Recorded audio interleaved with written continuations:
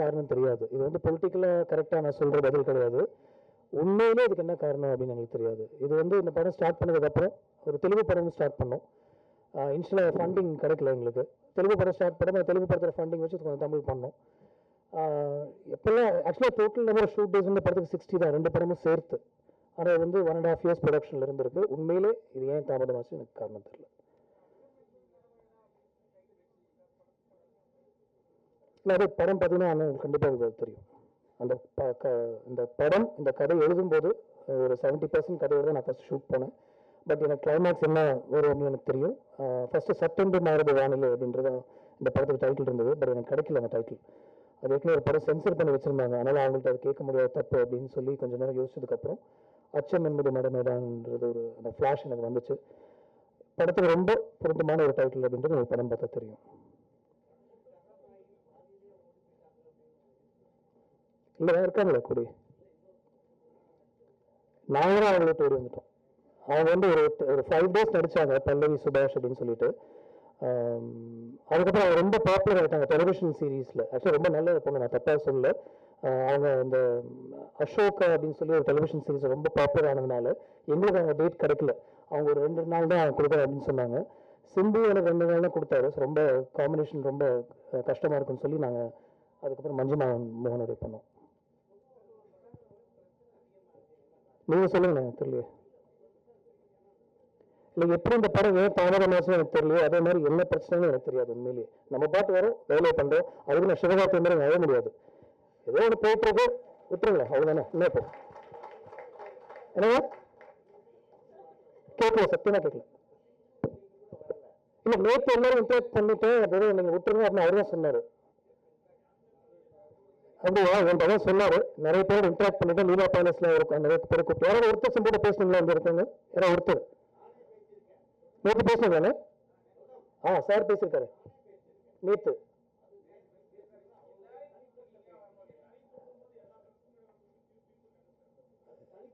இல்லை, அது சிம்புக்காக நான் பதில் சொல்ல முடியாது. நான் நேற்று நைட்டு 9 மணிக்கு பேசினப்போ சிம்பு சொன்னாரு, நான் நிறைய பேர் மீட் பண்ணிட்டேன், நாளைக்கு நான் வரணும்னு இல்லைன்னு நினைக்கிறேன், நீங்க பாத்துக்கோங்க அப்படின்னு சொன்னாரு. வேற எல்லாருமே இருக்கோம், மஞ்சுமா இருக்காங்க, நான் இருக்கேன், சதீஷ் எல்லாருமே இருக்காங்க, நீங்க வந்து நல்லா இருக்கும் அப்படின்னு நான் சொன்னேன். அவர் சார்பில் என்னால அவ்வளவுதான் பதில் சொல்ல முடியும்.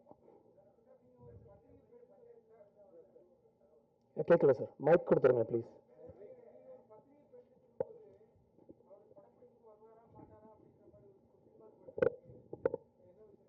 அதே அந்த தள்ளி போகிற சாங் மட்டும் அவர் ஷூட் பண்ணல. அந்த சாங் வந்து எனக்கு ரொம்ப பிடிச்ச ஒரு சாங். இந்த படத்தில் கண்டிப்பாக இருக்கணும் அப்படின்னு ரொம்ப ஆசைப்பட்டேன். நான் அந்த இன்டர்வியூ கொடுக்கணும், அவர் அந்த ஷூட்டிங் வந்திருக்க மாட்டார் அப்படின்னு எனக்கு தோணுச்சு. அதனால அந்த இன்டர்வியூ நான் கொடுத்தேன். இந்த மாதிரி இந்த சாங் மட்டும் இருக்கு, ஃபேன்ஸ்லாம் கொஞ்சம் ரெக்வஸ்ட் பண்ணி சிம்புக்கு அந்த ஷூட் வர வைங்க அப்படின்ட்டு. சிம்புக்கு அந்த டைம் இல்லைன்னா அந்த AAA அப்படின்ற ஒரு படத்துடைய ஷூட்டு, அதில் கொஞ்சம் அவர் 2-3 கேரக்டர்ஸ் ப்ளே பண்ணுறதுனால கொஞ்சம் அதுக்குள்ளே இறங்கிட்டாரு.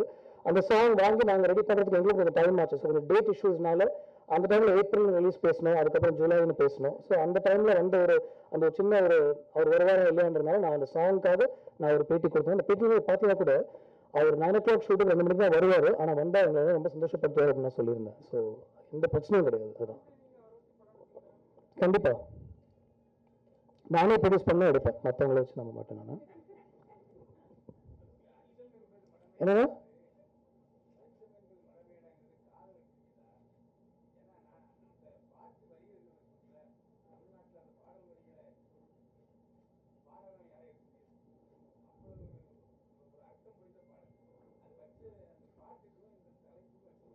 இல்லை, காதலுக்கும் இந்த தலைப்புக்கும் சம்பந்தம் இல்லைங்க. நீங்கள் படம் பார்த்தீங்கன்னா உங்களுக்கு கண்டிப்பாக தெரியும். செகண்ட் ஹாஃப்ல வர அந்த ஒரு பயத்தை பார்த்து நம்ம ஓடக்கூடாது அப்படின்னு ஒரு டயலாக் வருது. அதுதான் அச்சம் என்பது மடமேடா.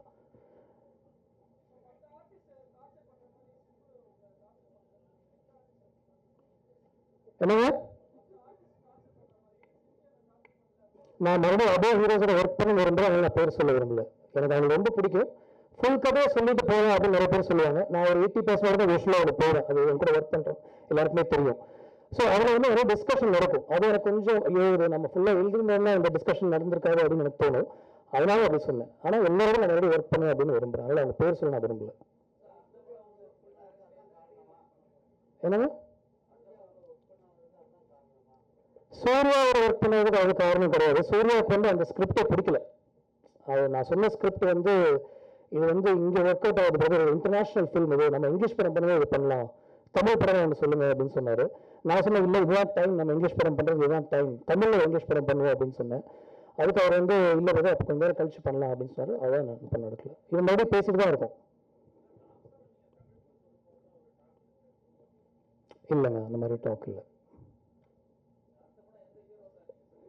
விக்ரமோட பேச்சுவார்த்தை போயிட்டு இருக்கு இப்போ.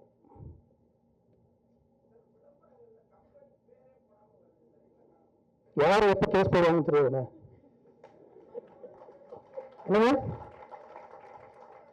கேட்கல.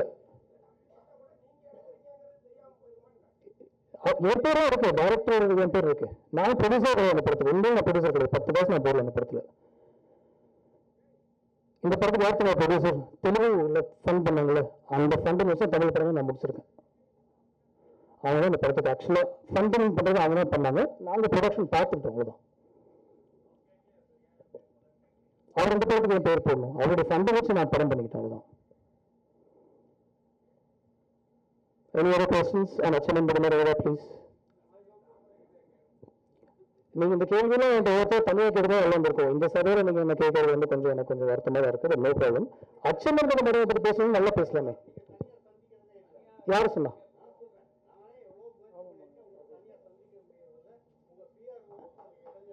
சுரேஷ் அப்படியா? அது உண்மை கிடையாது எனக்கு தெரிஞ்சு. மற்றவங்க நம்ம யாரெல்லாம் நான் பேசிருக்கோம் சொல்லுங்களேன். அவங்கள்ட்ட பேசுகிறேன், உங்கள்கிட்ட பேசியிருக்கேன். வேறு யார் please? Sridevi, we met many times. நிறைய பேர்கிட்ட பேசியிருக்கேன் நான்.